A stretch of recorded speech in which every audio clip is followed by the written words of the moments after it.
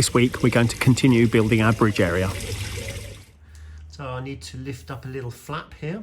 So this piece of board is going to be going here.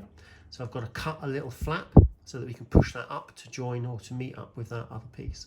So I'm going to be drilling some holes and cutting out there just to do that flap. So we'll start by drilling a few holes.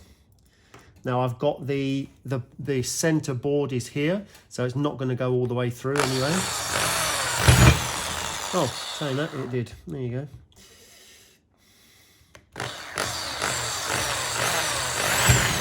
Okay, so then I'm going to keep going, cut some holes here, and then we'll be able to push that flap up.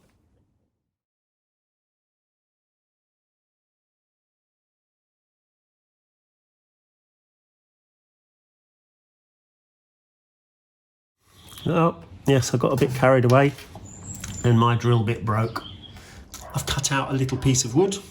I've drilled some holes in it for the screws, and then I've got a little smaller piece of wood on that side. So that's going to push up into the board to lift that other little flap up to the right level. So we've just made this together, a little nail and some screws, drilled a few holes. So that'll push now into that top board. A bit of glue on for some strength. And then now we're going to try and push this in here, that piece in there, and push in. That's nicely in place now, in a good position and quite secure.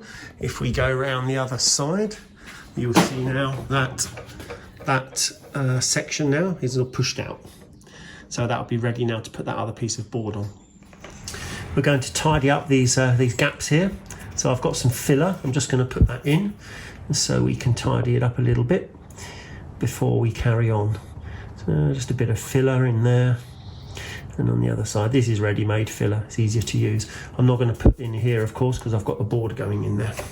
Wet a finger, and then just tidy it up. There you go, on both sides. I'm going to clean that excess off a little bit actually. There's a bit too much excess on there. There you go, well, a bit tidier. I'll tidy it up a touch. Now you can see we've got a nice transition between the bottom flap and the top one. So there you go. So that'll be easier then for the track to bend up to go onto that bridge section. Well, we have a bit of a design challenge down this end. Something I hadn't quite thought about. So I've got my point is approximately there, about in the right place. Now, when the trains come into the station, there's going to be the station platform here.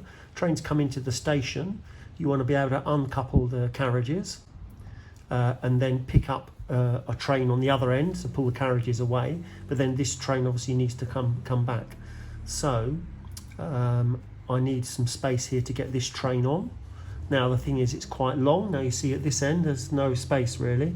So if I put a buffer stop on, you see how big the buffer stop is?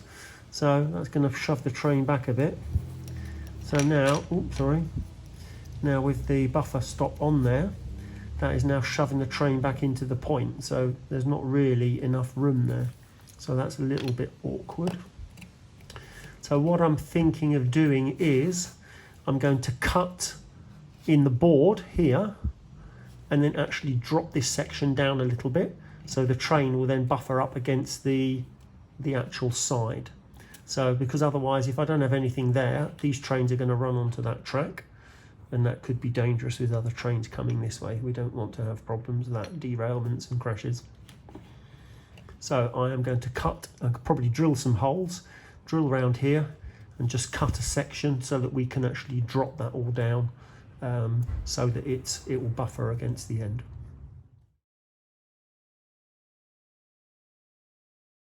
Well, interestingly, I started drilling in to drill through the boards, and I'm drilling into some more wood. If you remember, the cross beam for the whole board goes across the centre, so that is actually in this place here. So even if I cut out this board, I can't push that down because actually that middle beam is in there. So I have to get underneath it and carve it all out like I did further down on the left-hand side. I'm just not going to be able to do that now. So I think I'm going to have to make a compromise. We will have to put that little buffer stop in there. and basically the trains won't be able to run around. They will have to, or the big trains will have to stay there until the other carriages have cleared, and then they'll be able to move. So the little trains will be fine. So you see I've got the little short ones, they'll be fine. So maybe those little trains can use that little branch line on that station. So a little bit of planning once we operate the railway. Coming back to our experiment with putting the wash on that on the bridge ends. Once it's all dried out, you can hardly see it. So I'm going to get out some real paint and give it a real paint over to cover it up.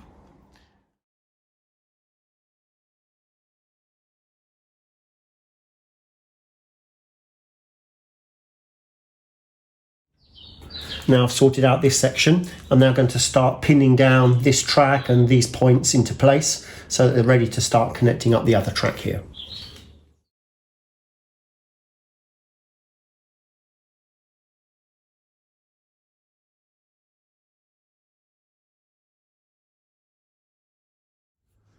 These sections, they've got straights, so they're coming out on the curve already and they're going straight. Now this one here still got to go around the corner a little bit. So we have another piece of track. This is what's called an ST3. So we can put him in there and then we'll fix him down. So now he'll go around the curve, because you see he's curved. I'll go around the curve and then that will bring that back into alignment with this straight here. So I'm going to connect this up, fix it down, and then we're ready to cut some straights in those other sections. We've put our two sidings in here. So I cut the track to length, of course. I've got my wires. I use the pre-soldered fish plates for the ends here because it was a little bit easier for me. I've drilled my holes, put them through there, pushed them on the ends, and all the rest of the track is now pinned down. So I put all the pins in, drilled our holes. So these two sidings now are in. I've got a slight curve here that I hadn't noticed. I think I pushed it when I put the pin in. So, but it's not too bad. It'll do.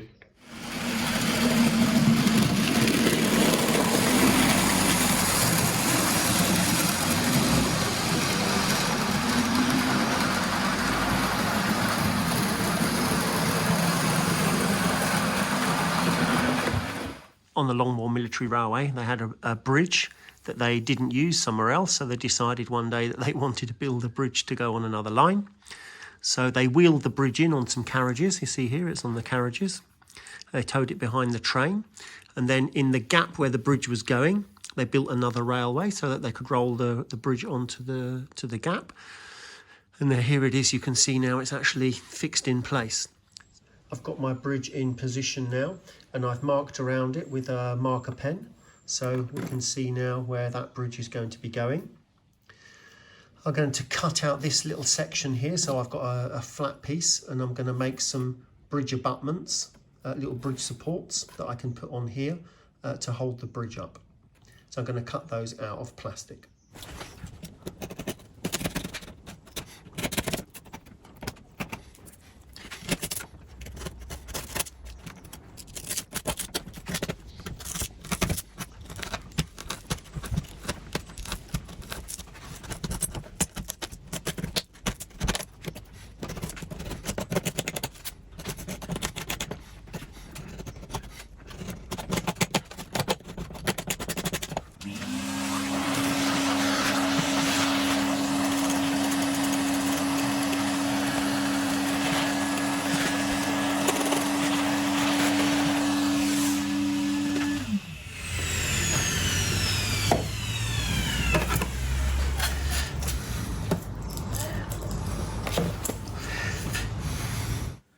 Cut out some cardboard templates so I know what the abutments will look like. So there's one for that end as well.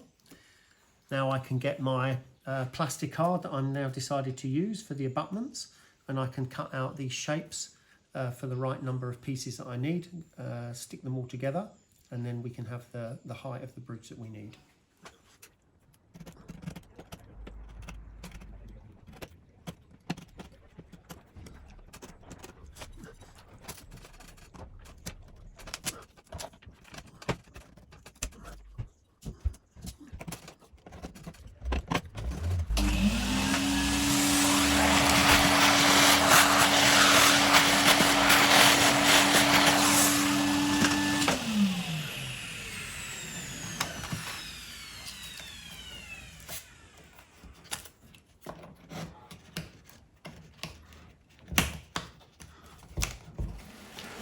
Well, we know clearances are very important with the railway bridge, and I've propped it up and down both sides, and now we're checking the train to go through. Oh, it's very close. But I think that is just about right. We'll check him again as he comes round again.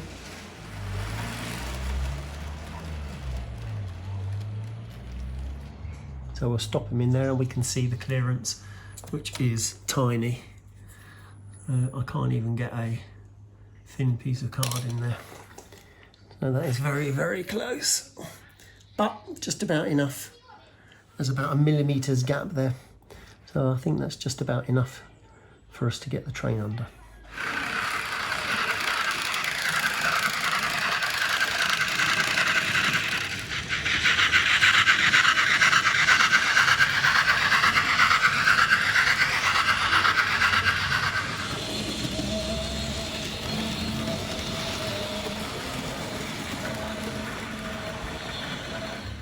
I've checked all my locos and they all fit under the bridge okay. So I'm happy to start sticking the bridge down. So then that'll be a permanent fixture. We'll get some plastic glue to stick the plastic pieces together. So just put a little blob of glue on there, on all of them. So that'll glue those three together. And then I'll use some plastic glue later on to glue the other one. So we put them on top of each other. And then we just squidge them around a bit. So that they all the glue goes nicely everywhere.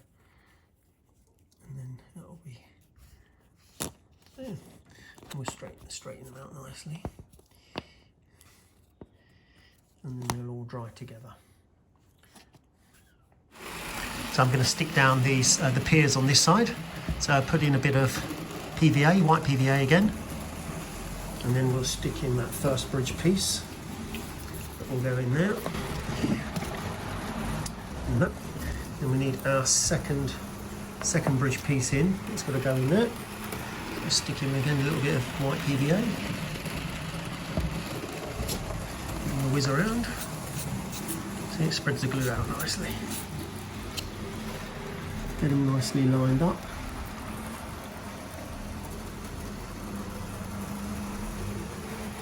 And then we need a bit of plastic glue to glue the plastic piece on there.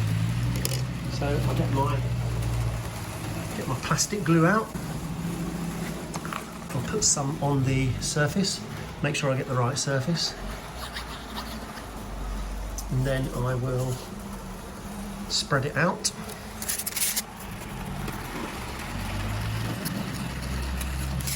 And those will spread out now. And then now we'll stick him onto the wood. And that piece goes on there.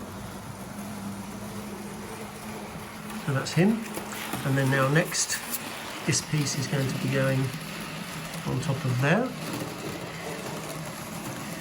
So I need to get some, again, PVA. I'm going to put all my PVA in here. I'll put some PVA on there as well. And then we'll fix that bridge piece in.